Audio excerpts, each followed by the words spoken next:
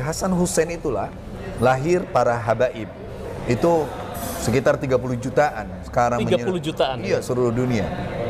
Nah, itulah yang disebut oleh Rasulullah SAW sebagai Ahlul Bait. Pada konteks nasab, kita adalah orang yang disuruh untuk mencintai Ahlul Bait, tapi kita tidak juga harus mengikuti perilakunya, apalagi perilaku yang keluar dari syariat. Saya mencintai para habaib. Walaupun saya berbeda misalnya dengan Habib Rizik, saya tidak setuju dengan beberapa ininya Habib Ba'at. Pernah ada kisah. Pernah ada kisah. Jadi ada seorang ngaku Habib, namanya Habib. Dia pakai marga Al-Katiri, Habib Nasir Al-Katiri. Itu kiai saya itu cium tangan, minta sapi dengan sapi. Nah, justru saya yang curiga. Saya bilang, ini serius Habib enggak? Ngeluhlah saya ke Maulana Habib Lutfi bin Ya'la. Nah, tiba-tiba pada suatu kesempatan ketika kita lagi membaca ratib dipimpin oleh Habib Nasir itu, Habib Lutfi langsung bilang, "Nasir, kamu bukan Habib." Saya lihat beliau jadi wali itu. Akhir-akhir ini rame tentang nasab habaib, terutama yang terah alawiyin, bahwa dikatakan terputus di Ubaidillah, bahwa Ubaidillah ternyata ditemukan kitab di abad ke-5 dan 6 itu tidak tersambung ke Said Muhajir. Nah, Kiai, kira-kira bagaimana nih? Anda kan dekat sekali dengan para habaib. Iya, yang pertama ya, Rasulullah SAW mengatakan semua nasab dan semua sabab itu terputus kecuali nasabi wasababi. Nah, dengan pernyataan itu sudah jelas bahwa keturunan Rasulullah itu tidak akan pernah terputus ila yaumil qiyamah. Dan dijaga oleh Allah Subhanahu wa taala ketika Allah memberikan kepada Rasulullah seorang putri bernama Sayyidina Fatimah Az-Zahra. Lalu Fatimah memiliki putra Hasan Hussein dan Muhassan, walaupun Muhassan meninggal. Dari Hasan Hussein itulah lahir para habaib. Itu sekitar 30 jutaan sekarang. 30 jutaan? Iya, seluruh dunia.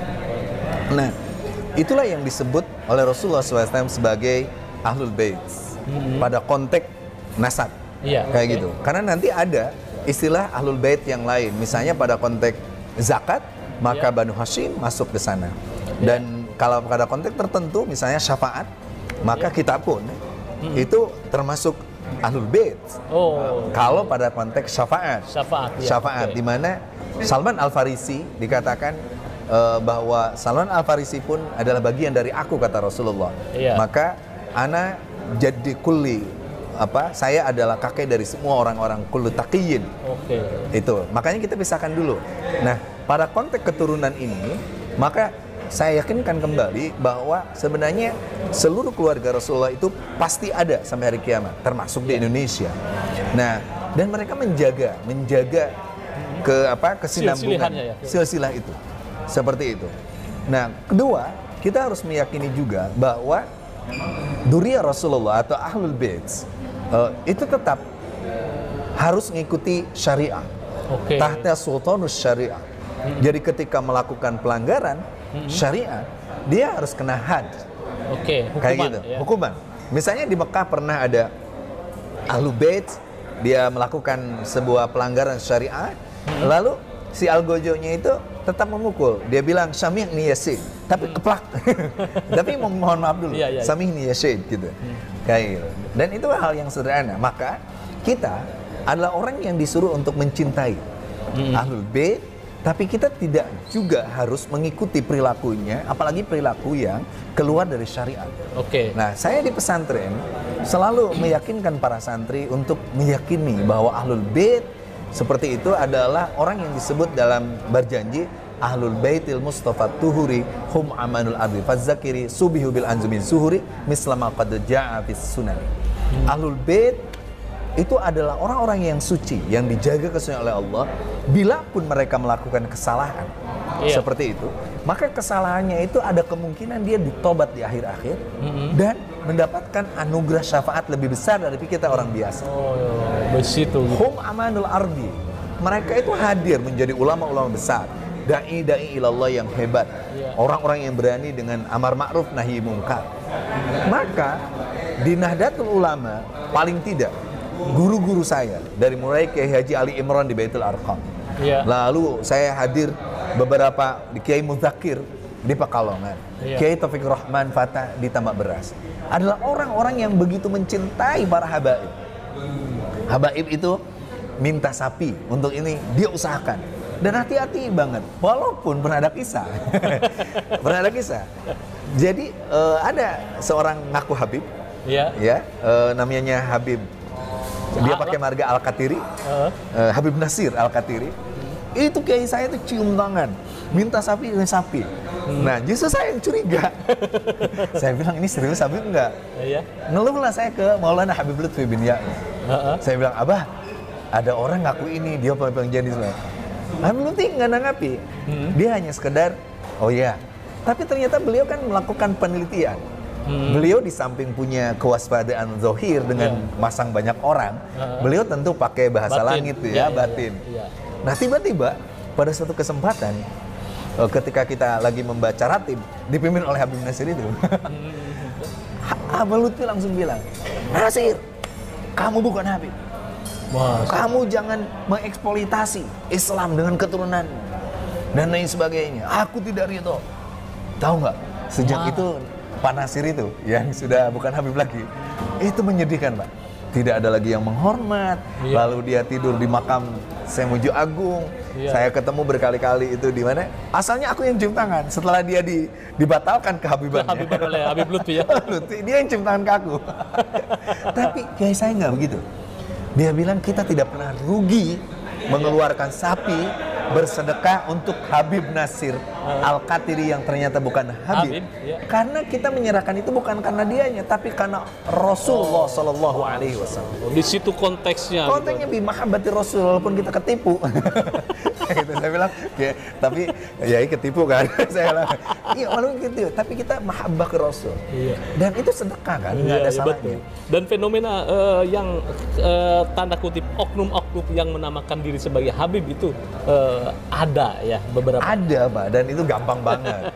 Ditelusuri dia pasti tidak pede, lalu dia kalau dikritik dan sebagainya. Tapi beberapa kiai yang misalnya dia kokoh ininya, dia tetap tidak terpengaruh oleh Habib-Habib itu, Habib yang ngaku, tapi dia tetap menghormatinya sebagai durian Rasul. Soal dia ternyata bukan durian Rasul, kiai saya bilang itu sedekah. Serius, itu pengalaman. Tanya kepada orang yang pernah mengenal Habib Nasir Al-Katiri itu. Dia pakai marga salah, ngaku-ngaku, dia klaim. Nah, kenapa saya curiga? Itu yang menarik. Jadi dia sering ke rumah saya. Saya pernah lagi khutbah Jumat, dia datang, saya ditunjuk-tunjuk suruh turun. Dia bilang, Maman, Anda jangan anu. Lagi khutbah Jumat. Satu, dia berarti lupa bahwa Jumat tidak boleh dikoreksi. Nah, yang kedua, aku bilang, Bib, aku minta ini dong tolong supaya gudang saya kemasukan burung burung walet. Oke, ayo, saya udah tulis. Tapi burung walet saya jadi habis. Saya lihat ternyata wifiknya terbalik. Jadi dia pakai sayap cuma sebelah.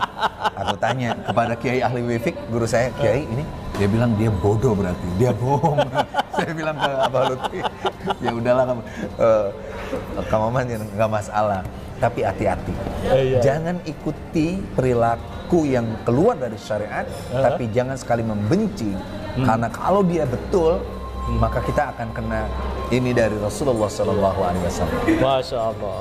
Ya, kita buka dulu. Buka dulu. Ya Allah, kita lanjutin. Luar biasa. Ini menarik emang ini kalau bincang tentang Habib Lutfi ya. Masya Allah gitu kan ya. Menarik nih. Kalau tiba-tiba buka puasa datang Habib Lutfi ini. Oh, pokoknya apa yang akan dilakukan Kiai Maman? Wah, saya pasti bahagia banget.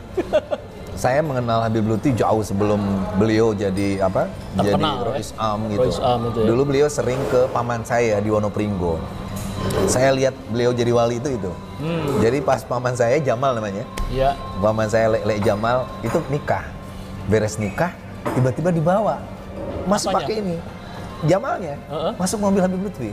Terus? Sudah di pasar dilepas, jadi suruh jalan kaki dari pasar ke rumah, pakai ondel, masih pakai kencing gitu. Saya bilang, kenapa, Mbak? dia akan mengarungi kehidupan yang penuh dengan ketidakpastian dan juga caci maki cibiran orang. Saya ingat aja. Tapi betul itu? Betul. Dan ada yang menarik ya, saya mencintai para habaib. Walaupun saya berbeda misalnya dengan Habib Rizik, saya tidak setuju dengan beberapa ininya Habib Bahar. Tapi saya menikmati banget bagaimana keluar dari mulut mulianya Habib Rizik atau Habib Bahar itu kata-katanya memang pas untuk sebuah kemungkaran. Dia lawan kemungkaran, betul, gitu. Berani, dia tidak tunduk kepada sebuah sistem yang dia anggap zalim dan sebagainya. Tapi kan habaib pun terbagi dua. Ada yang lemah lembut kayak Maulana Habib Lutfi, Habib Novel, beberapa habaib. Yang kebetulan saya lebih dekat dengan Habib-Habib yang lembut. Saya punya guru di Singapura, Habib Hasan. Betul. Mas Yusuf, kalau ke Habib Hasan, Mas. Apa tuh? Kita disambut itu betul-betul kayak raja. Dia bilang, "Mangkana yu'minu billahi wal akhir falyakul dayfa." Nanti kita disuruh makan dan beliau sendiri udah disuruh makan, kita dikasih amplop, dikasih hadiah. Itu Habib Hasan di Singapura. Di Singapura? Habib ya alim, ya abid dan dermawan. Ada lagi Habib Faiz. Habib Faiz itu gurunya Ahmad Dhani, gurunya tokoh-tokoh. Keren banget. Itu di Malang. Di Malang ya? Di Malang. Kalau Habib Faiz kita makan, apa yang kita inginkan di benak kita, langsung. Tiba-tiba kita datang langsung penuh, Pak. Rawon yang paling enak. Saya sebenarnya nggak boleh tuh ngomong itu, Habib Faiz di publik ini, nggak apa-apa lah. Iya, mudah-mudahan Habib doain kita. Jadi saya ketemu para habaib. Kalau pernah ketemu Habib Anis dulu waktu masih ada, beliau cucunya. Anis Baswedan? Solo. Habib Anis Solo. Anis Baswedan bukan Habib. Bukan Habib ya. Nah, Anis Baswedan itu, wah keren banget. Habib Anis Solo itu. Nah, itu bayangkan aja Habib Anis itu senyum dakwanya ini. Saya dulu sering di Mampang kalau beliau hadir. Ribuan orang masuk Islam itu hanya dengan senyumnya seorang Habib Anis. Masya Allah. Jadi biarkan para habib itu dengan cara dakwahnya masing-masing, ikuti yang menurut kita sesuai dengan syariat, dan tentu kita akan dekat dengan Habib yang sesuai dengan keinginan kita. Sesuai selera ya. Sesuai selera kita. Habib yang hard gitu, dakwahnya ada yang lembut. Ya bagaimana satu lagi closing statement terhadap orang-orang yang seperti membenci Habib di Indonesia itu bagaimana? Saya rasa hentikan kebencian kepada siapapun. Iya. Terhadap semua orang. Apalagi Habib. Soal nanti dia palsu, soal lain. Tapi selama dia berdakwah untuk kebenaran dan sebagainya, kita cintai. Bi mahabbati Rasulullah sallallahu alaihi wasallam. Kita tidak ada apa-apanya tanpa Rasulullah. Kita tidak akan mendapatkan hidayah dan taufik tanpa dakwahnya para habaib yang datang. Jauh sebelum Islam ada di bawah Wali Songo. Tahun tahun 634-an zaman Sayyidina Ali, habaib udah nyampe sini. Kayak gitu. Lalu Wali Songo lah di tahun 1400-an mulai mendakwahkan ketika datang Syekh Asmar Kondi, lalu punya anak Syekh Ali Murtado dengan Syekh Rahmatullah. Itu membawa dakwah secara sistematis. Tapi jangan lupa, mereka pun masih keturunan dari Rasulullah SAW. Jadi saya ingin mengatakan, jangan ada kebencian di antara kita. Kalau kita tidak setuju, kemukakan dengan cara yang ilmiah, santun, dan kalaupun kita tidak setuju dengan caranya, jangan kita membenci orangnya. Itu prinsip saya. Saya tekankan. Saya kalau ketemu Habib Rizik ketika sedang berdebat sekalipun, saya cium tangan kok, barokah. Serius. Kalau misalnya ya, kayak Habib Bahar bin Smith, dakwah jelek-jelekin saya di panggung misalnya, lalu mendekat saya pakai minta air barokah. Demi Allah, demi Rasulullah, semata-mata bi mahabbati Rasulullah sallallahu alaihi wasallam.